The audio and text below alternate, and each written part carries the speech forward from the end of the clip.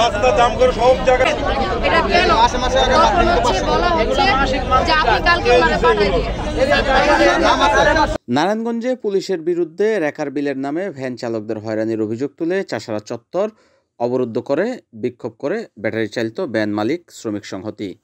রেকার বিলের নামে 1000 টাকা আদায় করা হচ্ছে, তার বিরুদ্ধে দাঁড়িয়ে আমরা এই গোল চত্বর অবরোধ করেছি এবং আমরা পরিষ্কারভাবে বলে পুলিশের ট্রাফিকের ঊর্ধ্বতন কর্তৃপক্ষ এসে চাঁদাবাজি বন্ধ করবার আশ্বাস দেবেন এবং যারা এই চাঁদাবাজি করছেন তাদের বিরুদ্ধে ব্যবস্থা নেবেন এমন আশ্বাসের প্রেক্ষিতে আমরা আমাদের কর্মসূচি শেষ করব।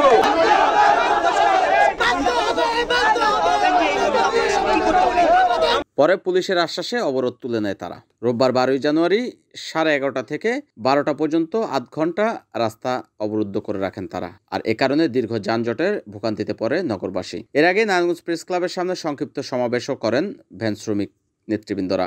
সমাবেশে উপস্থিত ছিলেন গণসংহতি আন্দোলনের জেলার সমন্বয়কারী তরিকুল সুজন, মহানগর কমিটির সমন্বয়কারী নিয়ামুর রশিদ বিপ্লব, জেলা কমিটির ভারপ্রাপ্ত নির্বাহী সমন্বয়কারী আলমগীর হোসেন আলম, বাংলাদেশ ছাত্র ফেডারেশন জেলার সভাপতি ফারহানা মানিক মুনা সহ জেলা ব্যাটারি চালিত ভ্যান মালিক শ্রমিক সংহতির নেতৃবৃন্দরাও এই সময় উপস্থিত ছিলেন।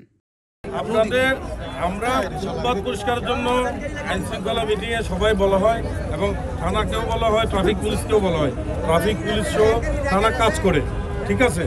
যদি আপনাদের কেউ অন্যায্যভাবে অবৈধভাবে কেউ কোনো অন্যায় করে থাকে আমি আমার ঊর্ধ্বতন কর্তৃপক্ষ বিষয়টা উপস্থাপন করব। আর রেকার বিল সরকারি বিল যদি বৈধভাবে হয় তাহলে ঊর্ধ্বতন কর্তৃপক্ষ ব্যবস্থা নেবেন। তো আপনারা সকলের প্রতি অনুরোধ, এই যে নারায়ণগঞ্জ শহরটা আপনার শহর, আমার শহর, এই শহরটা আমরা একটু পরিষ্কার রাখবো, যানজট মুক্ত রাখবো, ফুটপাথগুলো আমরা ক্লিয়ার রাখবো। আপনাদের কাছে রিকোয়েস্ট, এবং আপনারা এই যে রাস্তাঘাটে গাড়ির প্রচুর জ্যাম পড়েছে, অনেক মানুষ হয়রানির শিকার হচ্ছে, আপনারা আপাতত ক্লিয়ার করেন।